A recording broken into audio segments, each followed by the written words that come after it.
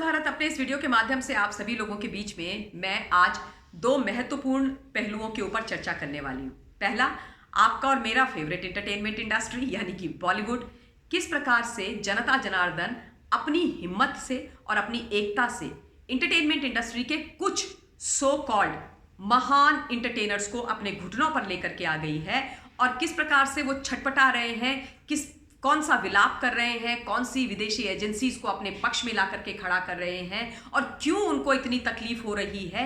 ये तमाम मैं बातें करूंगी और दूसरी बात की जाएगी मिस्टर नवजोत सिंह सिद्धू और उनकी मंत्री पत्नी के बारे में। नवजोत सिंह सिद्धू और उनकी धर्म पत्नी ने किस प्रकार से अपने ही परिवार के ऊपर बड़े बड़े लांछन लगाए हैं। मंत्री पत्नी ने अपने पति की मां और उनकी बहन से किनारा कर दिया और उनको बेगाना बना दिया पैसों के लिए, प्रॉपर्टी के लिए। ये उम्मीद आप किसी भी ऐसे व्यक्ति से जो राजनीतिक और सामाजिक बड़ा कद समाज और देश के अंदर रखते हो नहीं करते हैं। ये लोग जो अपने लोगों के नहीं हो पाते वो देश के और जनता के क्या होंगे।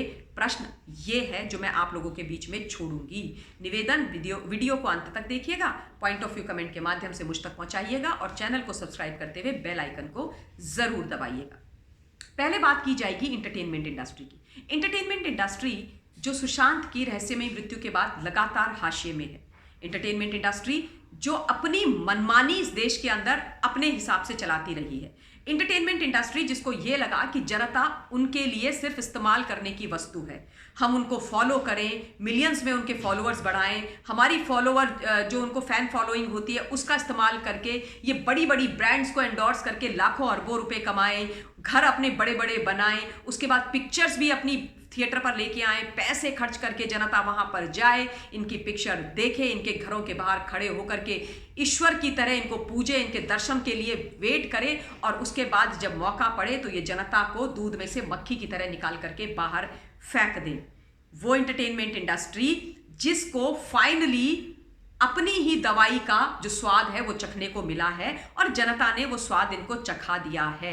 अब इनको वो चीज बहुत बुरी लग रही है, यानी कि जनता के द्वारा दी गई गोली बड़ी कड़वी इनको लग रही है और इनको बड़ी तकलीफ हो रही है कि क्यों जनता हमारे बारे में बोल रही है, क्यों ऐसा हो रहा है कि सोशल मीडिया प्लेटफॉर्म और खासतौर पर यूट्यूब पर जाकर के लोग इनकी सच्चाइयां बयान कर रहे हैं और इसका वो कहते हैं कि हम पर बड़ा बुरा असर हो गया है, हमारी इकोनॉमी ध्वस्त हो गई है, हमारे को पैसा नहीं आ रहा है, हमारा नाम खराब हो रहा है, हमारी इज्जत जा रही है, हमारा काम जा रहा है, हम बहुत बुरी हालत में हैं और इसके लिए जिम्मेदार हैं कुछ लोग और कुछ लोग जो YouTube पर बोलते हैं उनको सुनने वाली जनता।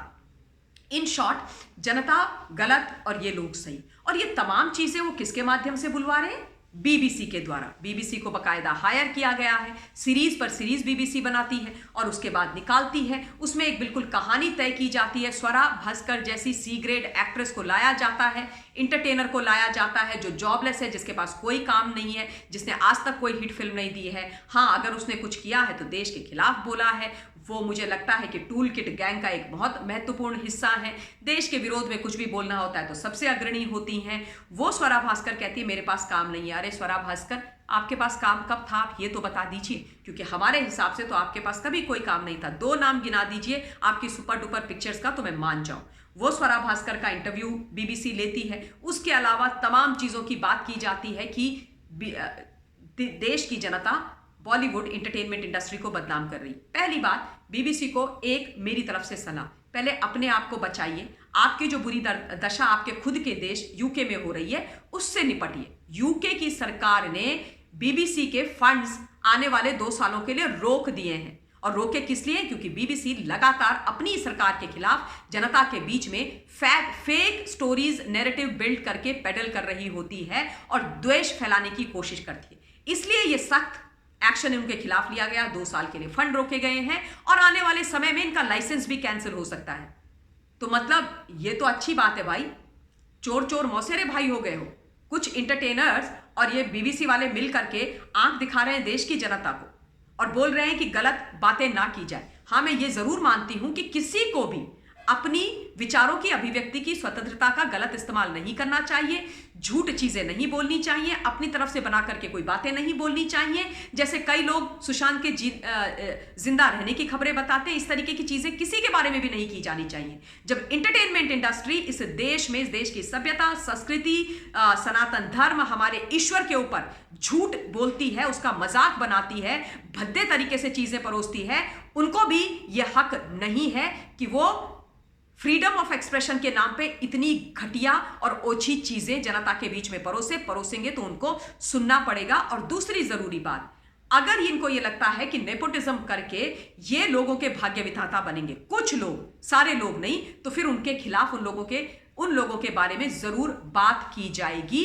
और यह भी बात सच है कि एंटरटेनमेंट इंडस्ट्री की ओवरहॉलिंग होने की बहुत आवश्यकता है। इनके ऊपर एक वॉच डॉग एजेंसी का होना बहुत आवश्यक है, ताकि बच्चों का वहां पर किसी भी प्रकार से कोई भी गलत इस्तेमाल ना किया जाए। ये रेव पार्टीज, ये स्कॉट बिजनेस, ये कास्टिंग काउच, ये तमाम जो कुरीतियां हैं ये बंद होनी चाहिए। और उसके बाद एक साफ सुथरी अच्छी इंटरटेनमेंट इंडस्ट्री बननी चाहिए। एंड ऑफ द डे हम इंटरटेनमेंट इंडस्ट्री के हितैषी हैं, क्योंकि ये हमारे देश का अभिन्न हिस्सा और अंग है। बहुत सारे हमारे देश के लोग वहां जाकर के काम करते हैं, और हम जानते हैं कि इंटरटेनमेंट इंडस्ट्री देश की जनता के कंधों पर चलती है।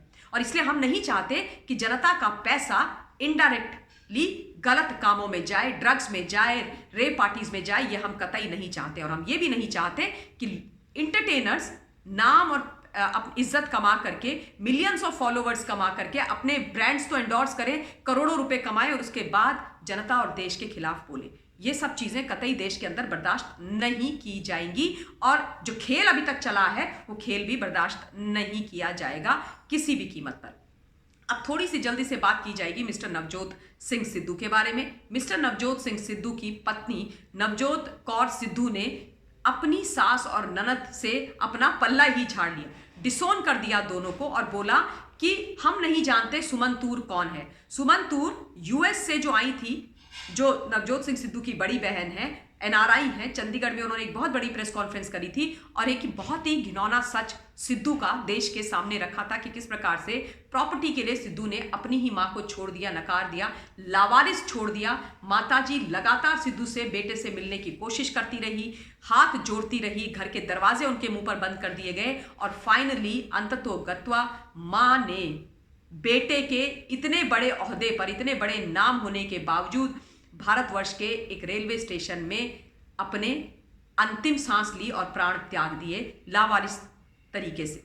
और जब ये तमाम बातें बोली गई, रो रो करके बहन ने बोली, तो उस पर मीडिया के पूछने पर नवजोत कौर सिद्धू, जो स्वयं भी मंत्री रही हैं, सिद्धू की पत्नी, उन्होंने बोला कि सिद्धू के पिता ने तो 2 शादियां करी थी, ये पहली वाली पत्नी की 2 बेटियां, मुझे नहीं पता ये कौन है, मैं नहीं जानती इन लोगों को, ये लोग कौन है, ये होंगे कोई जो भी होंगे, हमें इनसे कोई लेना देना नहीं है भैया, हम तो नहीं जानते इनको। आप सोचिए, अगर उनके पिता ने, सिद्धू के पिता ने 2 शादियां करी और वो उनकी बेटियां हैं, तो नवजोत सिंह सिद्धू की बहनें हुई ना, सगी बहनें। तो पत्नी अपनी सास और अपनी ननद के बारे में इस तरीके से पब्लिक डोमेन में आके बोलेगी, आप इस तरीके से उनको दूर कर दोगे। लेकिन मैं यही बोलती हूँ, हिंदुस्तान की चरित्र तो ऐसे ही दिखाई देता है। जो व्यक्ति, जो परिवार अपनी माँ का, अपनी बहन का नहीं हो सका, वो इस देश का, इस देश की जनता का कैसे हो सकता है।